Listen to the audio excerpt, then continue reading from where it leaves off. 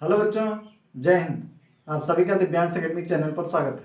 आप लोग कैसे हैं? अच्छे हैं? आशा करते हैं आप लोग अच्छे होंगे। तो हमारा टॉपिक चल रहा है दो चर वाले रैखिक समीकरण युग्म। इसमें हमने प्रश्नावली 3.1 में देखा कि रैखिक समीकरण युग्म को ग्राफीय विधि से हल करते थे। ठीक है, वहां पे हम क्या करते थे, उसको ग्राफीय विधि से एक्स वाई का मान निकालते थे। जो रैखिक समीकरण युग्म दिया रहता था उसका हम क्या करते थे, ग्राफ आलेख खींचते थे। आलेख के माध्यम से हम बताते थे एक्स का मान क्या होगा, वाई का मान क्या होता है। ठीक है, लेकिन ये विधि जो है दशमलव संख्याएं या जैसे अंडर रूट की संख्याओं को व्यक्त करने में क्या त्रुटि होने की संभावना रहती है। इस विधि द्वारा ग्राफीय विधि से मान लीजिए आपको जैसे अंडर रूट 3 या 7 अंडर रूट 2 इन सब मान को ज्ञात करने के लिए हमें क्या, ये विधि जो है थोड़ा असुविधाजनक है। ठीक है, मतलब इसमें त्रुटि होने की चांसेस ज्यादा रहते हैं। इसलिए इस त्रुटि से बचने के लिए इसके आगे हमें पढ़ना है एक रैखिक समीकरण युग्म को हल करने की बीजगणित विधि। ठीक है, जैसे दशमलव वाली संख्याएं हो गई या अंडर रूट वाली संख्याएं हो गई, इन सबको निकालने के लिए हम क्या पढ़ेंगे, रैखिक समीकरण को हल करने की बीजगणितीय विधि।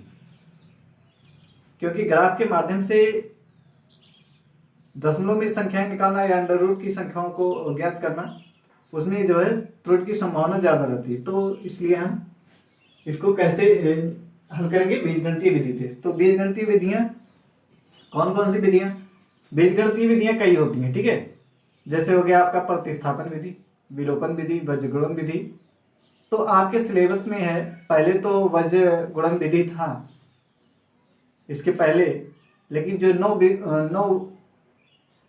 न्यू बुकाई है इस समय, ठीक है, उसमें जो ये वज्रगुणन विधि वाला प्रश्नावली हटा दिया है। अब इसमें बचा है प्रतिस्थापन विधि आपका और विलोपन विधि। तो आपको क्या पढ़ना है, प्रतिस्थापन विधि के बारे में पढ़ना है और विलोपन विधि के बारे में पढ़ना है। तो आइए देखते हैं। सबसे पहले हम देखेंगे प्रतिस्थापन विधि द्वारा रैखिक समीकरण युग्म को कैसे हल किया जाएगा। सबसे पहले विधियां आपके पास हमें क्या क्या सीखना है, एक तो सीखना है प्रतिस्थापन विधि,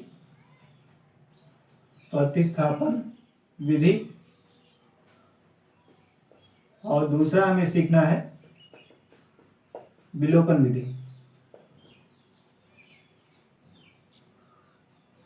प्रतिस्थापन विधि और दूसरा हमें सीखना है विलोपन विधि।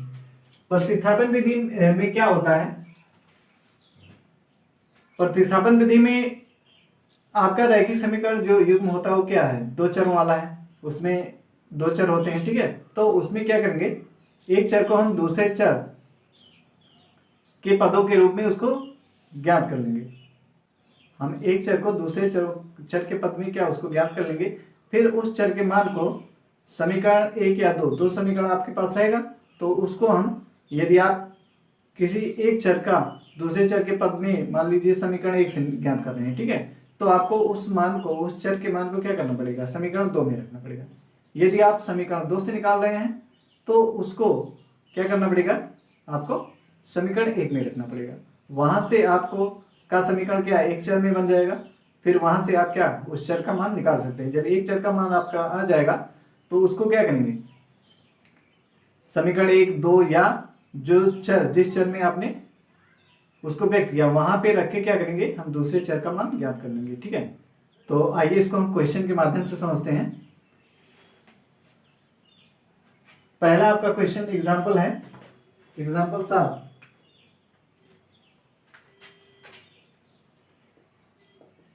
एग्जाम्पल 7 है, कह रहा है इसमें प्रतिस्थापन विधि द्वारा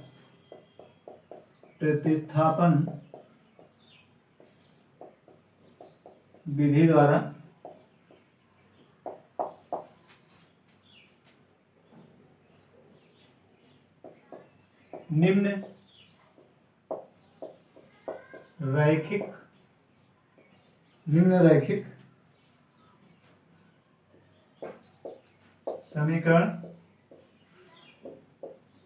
रैखिक समीकरण युग्म को हल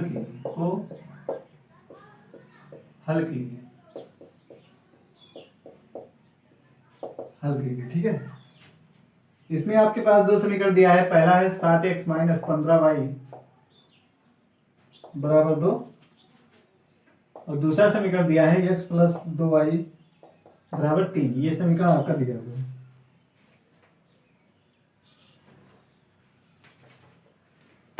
तो आइए इसको प्रतिस्थापन विधि से हल करते हैं।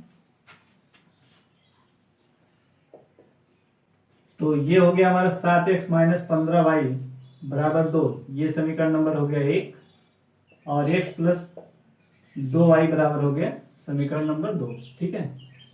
समीकरण 1 हो गया और समीकरण 2 हो गया। तो हमने क्या कहा कि आप चाहे समीकरण 1 से या समीकरण 2 से किसी एक चर को दूसरे चर के पदों में ज्ञात कर लीजिए, ठीक है। किसी एक चर को क्या करिए, दूसरे पदों के रूप में उसको ज्ञात कर लीजिए। फिर वहां से उसका मान, उस चर का मान क्या करेंगे, जिस समीकरण से नहीं ज्ञात किए रहेंगे उसमें रख देना है। जैसे आपका ये समीकरण 2 है, ठीक है, ये समीकरण 1 है, तो या तो इससे आप x बराबर करके निकाल लीजिए या तो इससे x बराबर करके निकाल लीजिए। तो यहाँ से निकालेंगे तो आपका बटे में आएगा। देखिए यहाँ पे यदि आप करते हैं 7x और ये 2 15y को उधर कीजिए तो ये हो जाएगा कितना, 15y, और x बराबर क्या आ जाएगा, 2/15 y बटे 7। तो यहाँ पे बटे में आ रहा, तो हमको बटे से बचना है। ज्यादातर हम क्या करेंगे, बटे से भिन्न बटे के रूप में संख्याएं आने से क्या करेंगे, हम बचेंगे, ठीक है। क्योंकि बटे में आता है तो उसको थोड़ा सॉल्व करने में क्या जटिलता होती है, और यदि हमारा प्रयास यही रहेगा कि हम जो x या y का जो भी मान निकालें वो बटे में ना रहे। यदि सिंगल नहीं हो पा रहा है तो क्या करेंगे, बटे के रूप में ही निकालेंगे, ठीक है। जहां तक हमारा प्रयास यही रहना चाहिए कि हम ये जो भी निकालें उसको क्या करें, वो हमारा बटे में ना आए, ठीक है। तो देखिए समीकरण 2 से यदि आप निकालते हैं तो इसमें बटे में नहीं आएगा। जैसे यदि ये हम क्या करेंगे, यहाँ समीकरण 2 से क्या लिख सकते हैं, x बराबर 2y को इधर कर दीजिए, यानी 3 माइनस 2y, ठीक है, 3 माइनस 2y, इधर प्लस में इधर आ गया तो क्या माइनस हो गया। इसको हम समीकरण क्या कह देंगे, नंबर 3। हमने क्या किया, चर x जो है इसको हमने क्या y के पदों में इसको व्यक्त कर लिया। x को हम किस में ज्ञात कर लिया, y के पद में, ठीक है। अब ये जो x का मान है ये क्या करेंगे, हमने 2 से निकाला है तो इस x के मान को क्या करेंगे, समीकरण 1 में क्या कर दीजिए, प्रतिस्थापित कीजिए, यानी इसमें रख दीजिए। तो लिखेंगे समीकरण 1 में x का मान प्रतिस्थापित करने पर, प्रतिस्थापित करने का मतलब क्या है,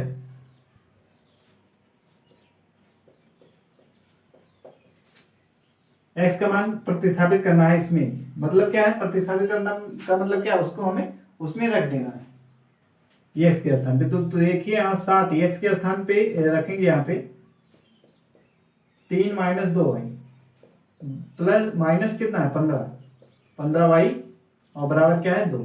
तो हमने क्या किया, समीकरण 1 में x का मान हमने प्रतिस्थापित कर दिया। अब इसको क्या करिए, अंदर बढ़ के दीजिए, 7 माइनस 7 दूना 14y, और ये कितना आएगा माइनस 15y बराबर 2, ये हो गया, ठीक है। तो ये कितना आ जाएगा, 21 माइनस 14 और 15 जोड़ेंगे। अब देखिए ये भी माइनस है, ये भी माइनस है, तो दोनों को क्या करिए, जोड़ लीजिए। जोड़ेंगे तो कितना आएगा, इसको जोड़ेंगे तो 14 माइनस ए बी तो जोड़ के कितना हो जाएगा, माइनस 29y। 14 और 15 कितना होता है 29y बराबर 2। अब इसको क्या करिए, उधर पक्षांतर कर दीजिए, तो माइनस 29y बराबर लिखेंगे 2, इधर 21 है उधर जाएगा तो क्या माइनस 21 हो जाएगा, इधर प्लस में इधर क्या हो जाएगा माइनस हो जाएगा। अब ये माइनस 29y बराबर इधर कितना आएगा, माइनस 21 में से प्लस 2 निकल जाएगा, कितना बचेगा 19, कितना बचेगा 19, ठीक है। फिर y बराबर अब देखिए माइनस 19, क्योंकि माइनस 21 वाला अंक अधिक है और प्लस वाला कम है, तो इसमें से निकला तो क्या माइनस 19 आएगा, ठीक है। अब दोनों तरफ माइनस है, यहाँ पर भी माइनस, यहाँ पर भी माइनस, तो ये क्या -1 से गुणा करेंगे दोनों पक्षों में, -1 से इधर करिए गुणा, -1 से इधर, तो दोनों क्या प्लस बन जाएगा, दोनों क्या बन जाएगा, प्लस बन जाएगा। ये हो जाएगा 29y बराबर 19। तो y बराबर कितना हो जाएगा, y बराबर आ जाएगा आपका 19/29। ठीक, y बराबर क्या आ जाएगा 19/29। अब इस y का मान क्या करिए, आप यहाँ पे रख दीजिए 3 में, तो यहाँ से आपका क्या x का मान आ जाएगा, लिख देंगे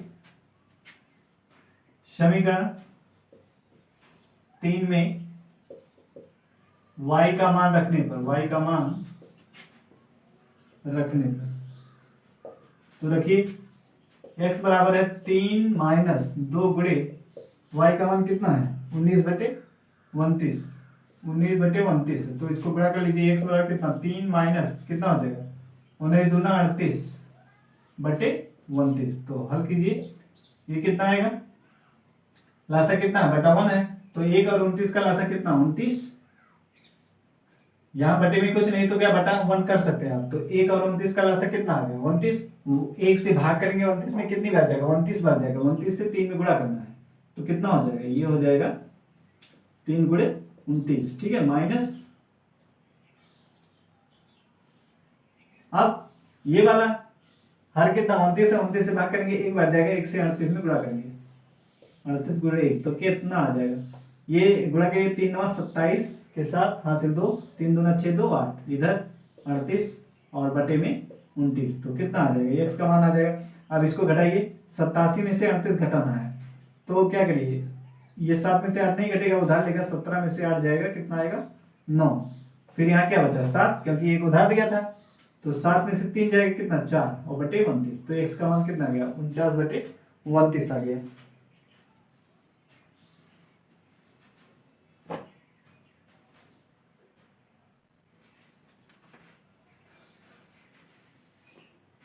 तो इस तरीके से हमें क्या x और y का मान हमारा निकल गया। ठीक है, इम्प्लाइड दैट x बार कितना आया है 49/29 और y बराबर कितना आया है 19/29। ये क्या है हमारा आंसर। अब उत्तर की जांच आप करना चाहें तो x का मान क्या करिए, x और y का मान समीकरण 1 या 2 में, समीकरण 1 में 2 में रख के आप चेक कर सकते हैं। अगर दोनों मान बराबर आता है तो क्या कहेंगे कि ये हमारा आंसर क्या है, सही है। उत्तर की जांच कैसे करेंगे आप, उत्तर की जांच कर लीजिए।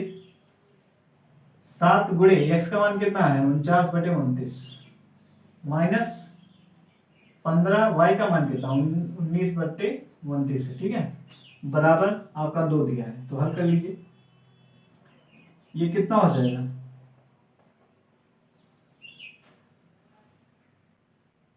7 9 63 और 7 चौक 28, 28 और 6 34/29 हो गया। ये 15 9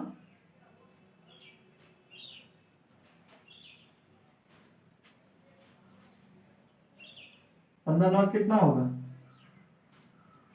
135 के 5 हासिल 13 15 के 15 13 28/29 बराबर 2, तो कितना आ जाएगा 13 में से 5 घटाएंगे तो 8, यहाँ बचा 3 3 1 12 12 एक 13 हो जाएगा, 13 में से 8 जाएगा कितना आ जाएगा 5 और बटे में 29। अब देखिए दोनों 18 2 दूनी 4 1 5 यानी 29 से कम 29 और 29 दूना 58, तो यहाँ हमारा 2 आया, इधर भी, तो बाएं पक्ष दाएं पक्ष क्या बराबर है, इसका मतलब क्या आंसर हमारा सही है। ऐसे आप समीकरण 2 में भी रख के क्या कर सकते हैं, चेक कर सकते हैं। इसको समीकरण 2 में रख लीजिए, समीकरण 2 में रखेंगे x के स्थान पे कितना लिखेंगे 49/29 प्लस 2 गुणे 19/29 बराबर कितना 3, इसको हल करिए 49/29 प्लस ये कितना 19 दूना 38/29 बराबर कितना 3, तो ये कितना हो जाएगा 49 और 38 कितना होगा 9 8 17 4 3 7 1 8 और बटे 29 और इधर बराबर 3 है, तो इसको देखिए 3 9 27 के साथ 3 दूना 6 2 8 यानी 29 से 29 29 3 कितना 87 यानी 3 बराबर 3, तो यहाँ पर भी देखिए दोनों समीकरण में आप क्या करेंगे, एक्स वाई का मान रखेंगे, यदि दोनों पक्ष बराबर आता तो कहेंगे क्या, ये समीकरण का क्या है, अभीष्ट है, यानी आपका आंसर क्या है, सही है। ठीक है, तो इस तरीके से आप उत्तर जांच कर सकते हैं। अब एग्जाम्पल नंबर हम देखेंगे इस 8।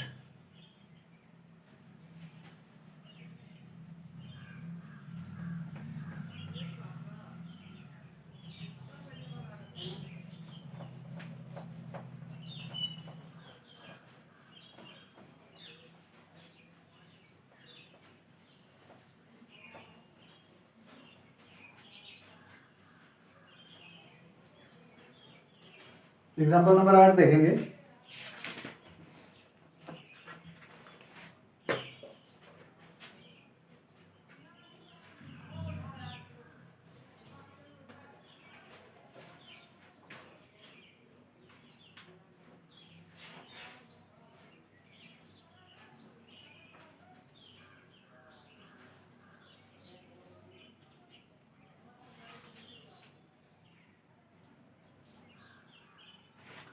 एग्जाम्पल नंबर 5 इसमें दिया है। ठीक है, एग्जाम्पल नंबर 5 वो 7 नंबर में, वो एग्जाम्पल नंबर 4 था। ठीक है, अब एग्जाम्पल नंबर 7 देखेंगे।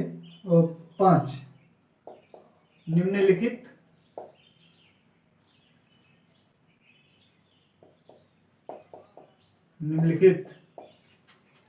प्रश्न को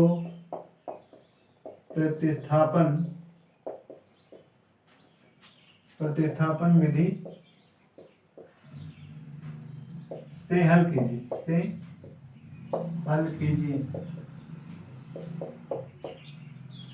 दिया है आपका आफताब अपनी पुत्री से कहता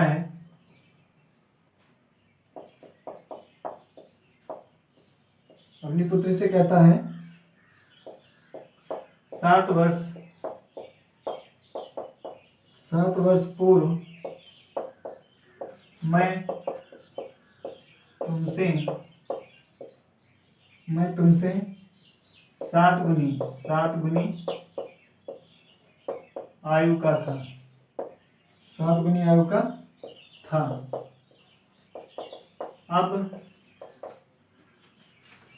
अब सिंह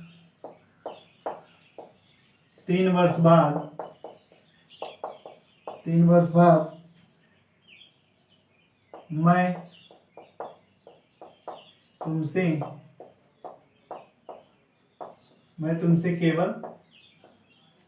मैं तुमसे केवल 3 गुनी आयु का रह जाऊंगा। मैं तुमसे केवल 3 गुनी आयु का रह जाऊंगा। 3 गुनी आयु का रह जाऊंगा। इस स्थिति को बीजगणितीय एवं ग्राफीय रूपों में व्यक्त कीजिए।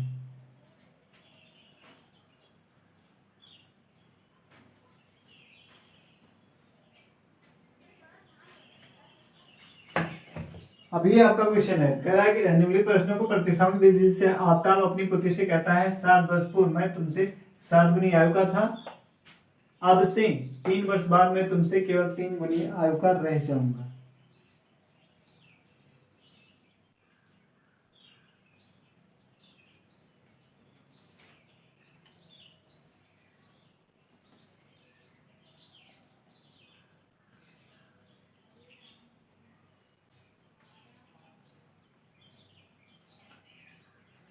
तो दोनों की वर्तमान आयु ज्ञात कीजिए। ठीक है, तो दोनों की वर्तमान आयु ज्ञात कीजिए।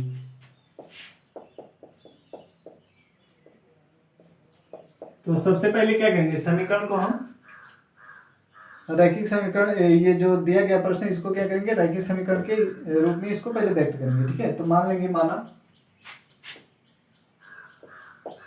अब प्रश्नानुसार इसको देख लीजिए। पहले मान लीजिए माना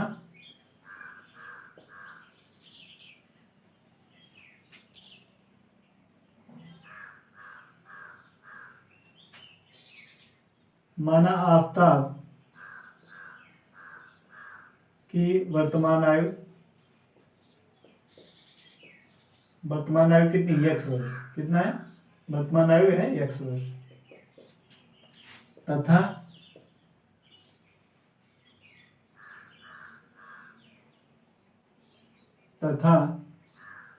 पुत्री की वर्तमान आयु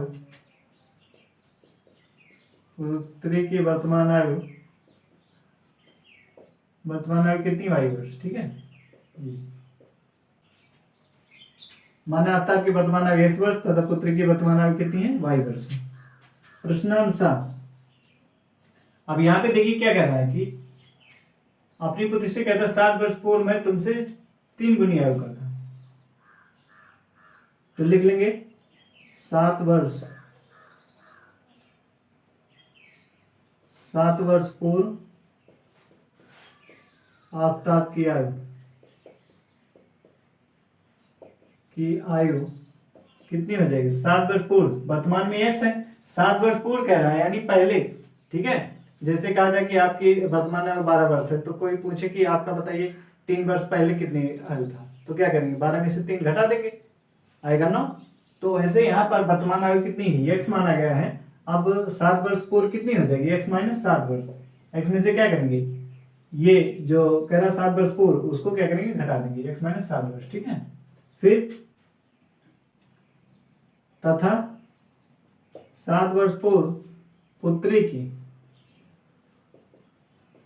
पुत्री की आयु कितनी हो जाएगी, y माइनस 7 वर्ष। y माइनस 7 वर्ष हो गया। ठीक है, फिर और कह रहा है अब से 3 वर्ष बाद, तो इसको भी लिख लीजिए, 3 वर्ष बाद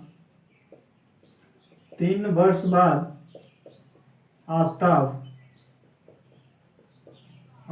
की आयु कितनी हो जाएगी, 3 वर्ष बाद आफ्ताब की आयु कितनी हो जाएगी, x प्लस 3 वर्ष। क्यों, अगर कोई आपसे कहे कि मान लीजिए आपकी वर्तमान आयु इस समय कितनी है, 15 वर्ष। ठीक है,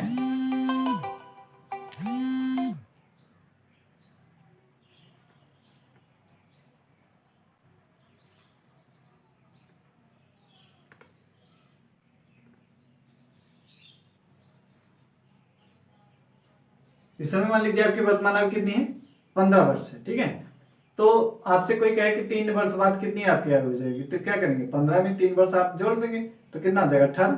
तो वही काम यहाँ भी करेंगे।